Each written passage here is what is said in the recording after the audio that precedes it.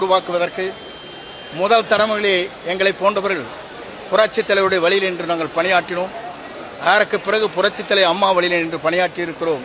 மூன்றாவது தலைமுறையாக இவரை ஆட்சி கட்டளை அமர்வதற்கு எல்லோருடைய உறுதுணையோடு மக்கள் சக்தியோடு எங்கள் பணிகள் அமையும். யாராலும்